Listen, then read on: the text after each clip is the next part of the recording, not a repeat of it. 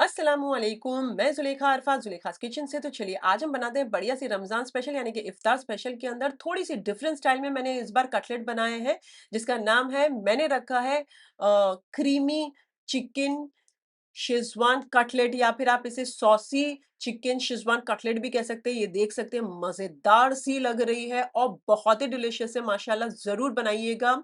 इसमें ना ही आलू है और ना ही ब्रेड क्रम्स मैंने डाले हैं, बट बहुत ही मजेदार और लजीज रेसिपी है। जरूर बनाइएगा। तो चलिए शुरू करते हैं आज की रेसिपी। साधारण यानी ऑर्डिनरी इंग्रेडिएंट से एक्स्ट्रा ऑर्डिनरी डिश बनाते हैं आज की। चलिए सबसे पहले हम लोग चिकन प्रिपेयर कर लेते हैं। इसके लिए मैंने 250 ग्राम चिकन बोनलेस लिए, थाई पोर्शन लिया, आप ब्रेस्ट पोर्शन ले सकते हैं। छोटे छोटे यानी कि चना बोटी करा लीजिए। बढ़िया सा धो के एक पतीली में डाल दीजिए। उसके साथ 1 कप पानी डाल दीजिए। 1/4 छोटा चाय का चम्मच नमक, 1/4 छोटा चाय का चम्मच कश्मीरी लाल मिर्च पाउडर, 1/4 छोटा चाय का चम्मच काली मिर्चों का पाउडर, 1/4 छोटा चाय का चम्मच विनेगर, 1/4 छोटा चाय का चम्मच सोया सॉस और तकरीबन 1/4 छोटा चाय का चम्मच टमाटर सॉस, 1 छोटा चाय का चम्मच शेजवान चटनी या शेजवान सॉस।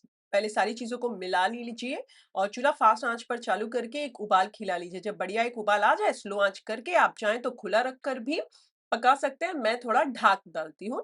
तो आपने देखा पूरी तरीके से नहीं ढाका है। 10-12 मिनट या 15 मिनट तक पकने दीजिए। जब 12-13 मिनट हो जाए चूल्हे को कर दीजिए बंद और चिकन को सेपरेटली निकाल लीजिए। और ये जो स्टॉक मिला है हमें, ये हम आगे जाके इस्तेमाल करेंगे। 3/4 कप से थोड़ा ज्यादा ही मिला है, आप देख सकते हैं।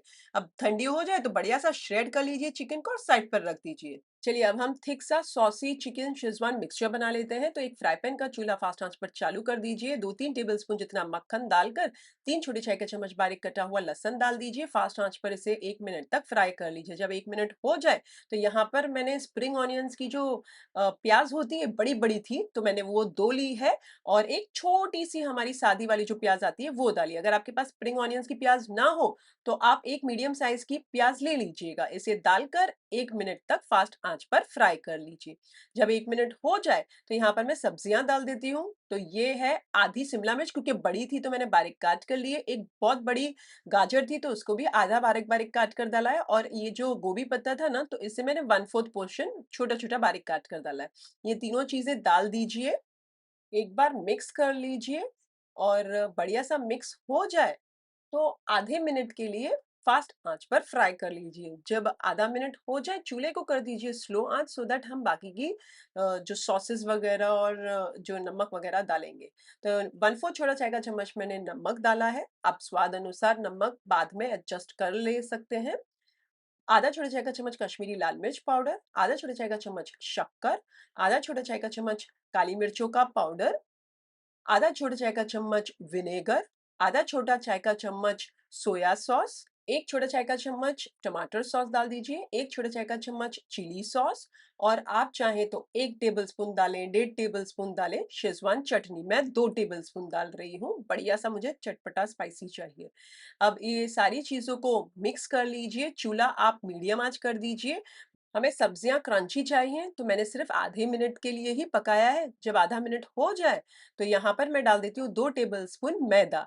अब मैदा डालने के बाद चूल्हा मीडियम पर ही रखिए और उसे आधा मिनट और फ्राई कीजिए। ये मैदे को थोड़ा सा भून जाने दीजिए। सब बस आधा मिनट ही करेंगे हम। जब बढ़िया सा भून जाए तो यहाँ पर मैं डाल देती हूँ तकरीबन 1 हरी मिर्च। अब हरी मिर्च आप आपके हिसाब से डालिए, आपने नहीं डालना है तो आप स्किप कर सकते हैं, बट मैं यहाँ डाल रही हूँ थोड़ा सा फ्लेवर के लिए। इसी के साथ-साथ आप जो साइड पर रखी है चिकन, वो भी डाल दीजिए श्रेड करी हुई।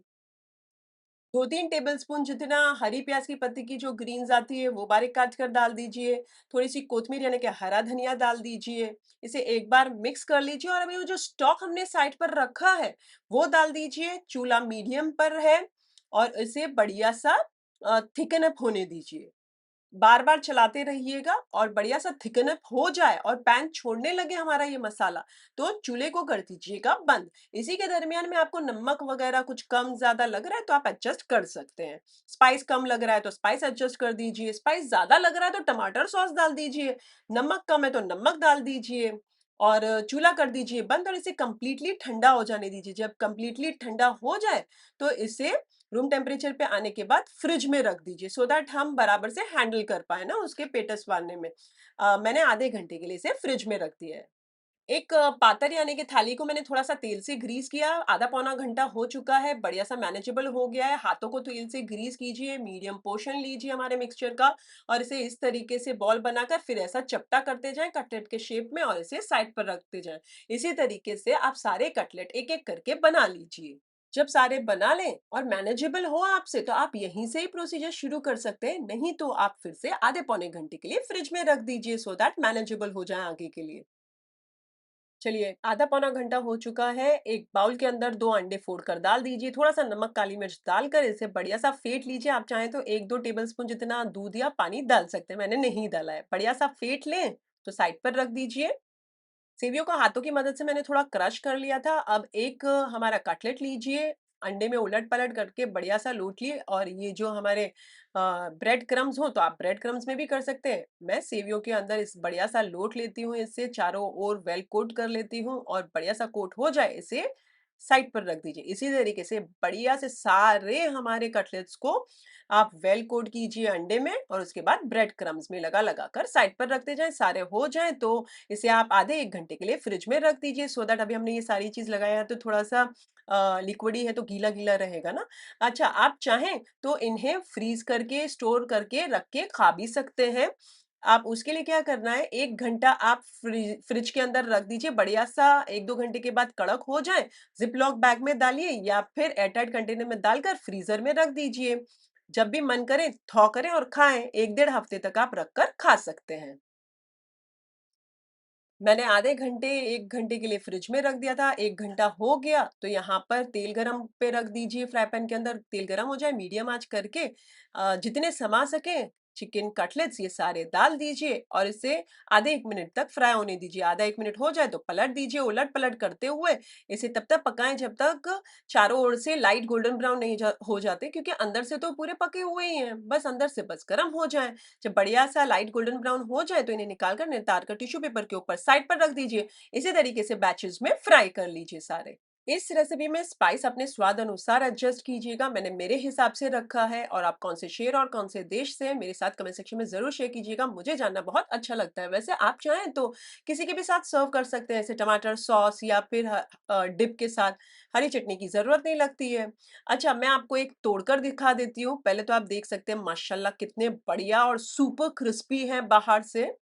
बिस्मिल्लाहिर्रहमानिर्रहीम ये देखिए अंदर से मैं आपको तोड़कर दिखा देती हूँ माशाल्लाह सुपर डिलीशियस है और इसे मैं सॉसी चिकन चाइनीज कटलेट कह रही हूँ क्योंकि बहुत ही लजीज है क्रीमी है सॉसी है मजा आ जाएगा आपको बनाकर और खाकर भी इसी तरीके से बढ़िया बढ़िया रेसिपीज के लिए मेरे चैनल को सब्सक्राइब कर लीजिए जुलेखास किचन रेसिपीज मेरे चैनल का नाम है और अगर आप बनाएँ तो मेरे साथ कमेंट सेक्शन में ज़रूर शेयर कीजिएगा। मुझे आपके कमेंट्स पढ़ने बहुत अच्छे लगते हैं। इनफैक्ट मुझे मोटिवेट करते हैं ऐसे बढ़िया-बढ़िया, नई-नई डिफरेंट स्टाइल की रेसिपीज़ बनाने के लिए। और अगर अच्छी लगी हो रेसिपी एक लाइक कर दीजिए, उससे ज़्यादा अच्छी लगी अपने फैमिली और फ्रेंड्स में इस वाली वीडियो के लिंक ज़रूर फॉरवर्ड कीजिएगा। अगर बनाकर इंस्टाग्राम पर भी टैग करना चाहते हैं, बेशक कीजिए। मेरा इंस्टाग्राम आईडी ज़ुलेखास किचन रेसिपीज़ फिर से हाज़िर होंगी नई शानदार दमदार रेसिपी के साथ। देन टेक केयर, अल्लाह हाफ़िज़, बाय बाय, एन्जॉय।